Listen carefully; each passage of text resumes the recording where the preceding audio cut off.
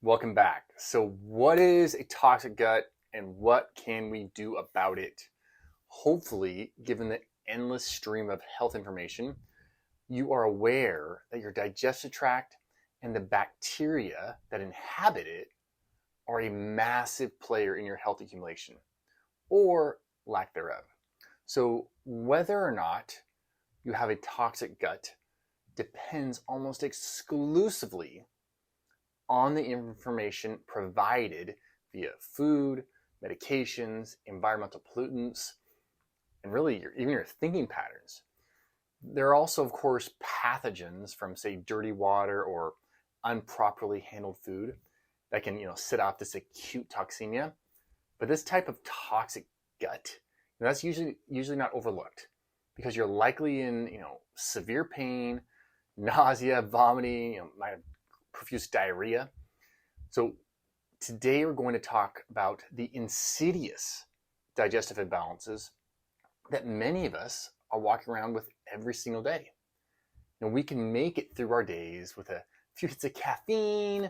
We're able to cover up skin rashes with some topical steroid cream, take that Advil, that Tylenol for those headaches, migraines. We're doing great. Actually, we're pretty much in great health. The problem is we are not. Those are not normal things to do for a optimal functioning human. The imbalance of gut bacteria and the out of control gut permeability is resulting in toxic elements entering our bloodstream. And yes, we made the rash go away with the steroid cream each week, but the inflammation that's driving the rash is still present. And it's slowly devouring our future health opportunity. So consider that 1/3 of the small molecules in your blood, they're actually coming from bacteria in your gut. So if the wrong bacteria are present, your blood is being exposed to loads of endotoxins, most notably Lipopolysaccharides or LPS, over and over again. So at some point, this load becomes overwhelming to your antioxidant and to your anti-inflammatory defenses, and you end up with the associated metabolic diseases. You've probably heard them hundreds and hundreds of times. Heart disease, diabetes, stroke, obesity, fatty liver, autoimmune diseases. All right, so be sure, if you haven't already subscribed, you got to subscribe to the channel. Good stuff happening here. Health accumulation all the time. You don't want to miss out on any of that opportunity for your life.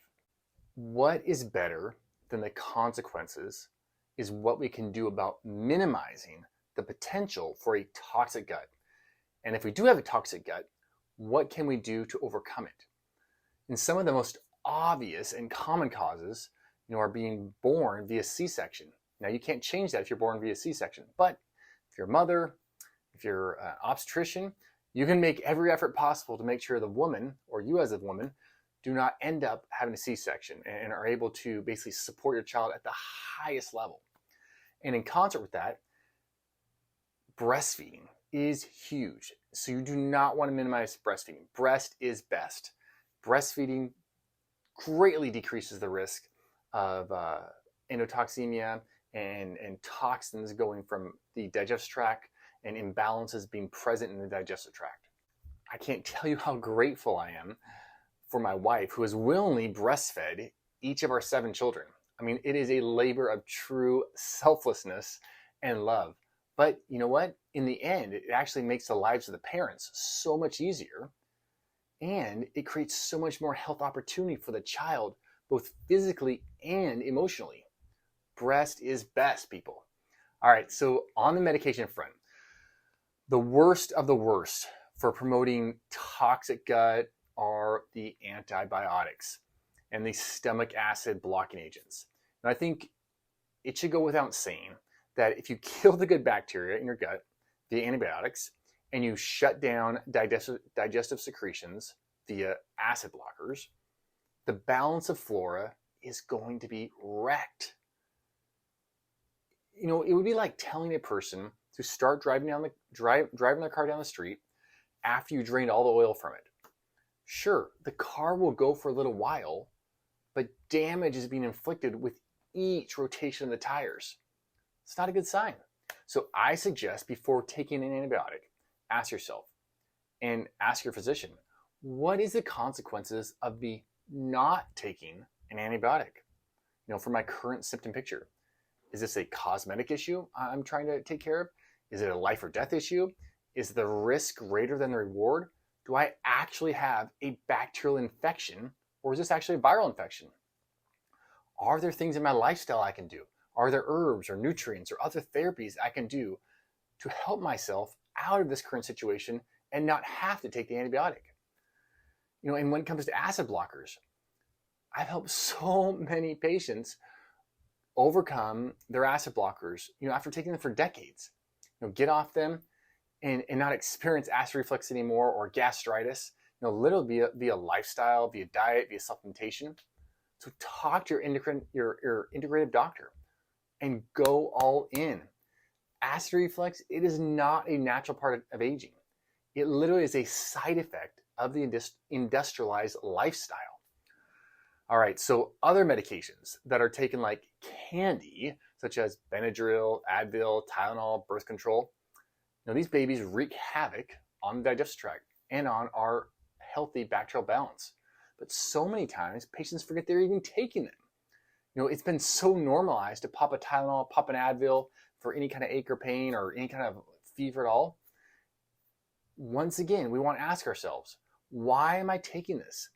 Does my health situation, is it intense enough to require such a high level intervention? Are there any other options with less side effects? Can I adjust my lifestyle to overcome, this malady that I'm taking these drugs for? Because birth control is a drug, Tylenol is a drug, Advil is a drug, Benadryl is a drug. These are not natural things. These are not vitamins and minerals. So for the first step, when we're trying to overcome toxic gut, we just got to remove these obstacles. We got to remove the obstacles here. And I just listed a bunch of them. The second step is adding in wholesome foods that will support gut flora balance and neutralize those endotoxins. Many people, when they hear, gut support, digestive support, that kind of thing, they'll start loading up on fermented foods or fermented foods, kombucha, but recognize fermented foods, they're packed with bacteria. And when your gut is already way off, throwing in loads of these fermented bacteria in excess amounts will tend to contribute rather than cure bacterial overgrowth. And most time, if you have symptoms, they're only going to get worse. So keep them very moderate, or it may potentially even absent entirely when you're first starting out and trying to rectify a toxic gut. Foods that I would consume would be things like carrots, mushrooms, apples, pears, berries. These are great sources of insoluble fiber that can really help with excretion of bile out of your system. And this is important because toxic bile, if it's not cleared, will be reabsorbed and recirculated. I will mention that if you're eating mushrooms, you definitely want to cook them. Do not eat them raw. All right, so I would also be looking at eating foods that are 100% digestible, like meat, fish, eggs. Make it as easy as possible for your gut when it's going through a state of refurbishing, refreshing, regeneration. And then when it comes to vegetables, consider cooking them just to help break down those cell walls to make them more digestible. Otherwise, like broccoli, cauliflower, kale, those guys are so challenging to digest, and they're more likely to create more endotoxins in the process of trying to break them down. All right, when looking specifically at endotoxins, garlic, onions, I would cook them because that will help make them more available to your system. Ginger, turmeric, green tea, olives, those are all fantastic. They're fantastic for all of us at all levels, for all times, unless you're allergic to them, but especially for somebody who's dealing with digestive issues. They have a lot of gut imbalances, endotoxemia happening.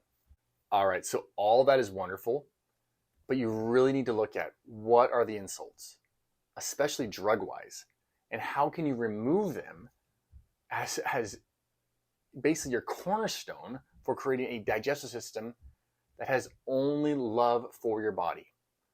Just adding in an apple or garlic and just continuing to pop Advil is not going to be sufficient. All right, I'm Dr. Matt. Hope this is helpful. Please like, share, subscribe, and let's accumulate some more health.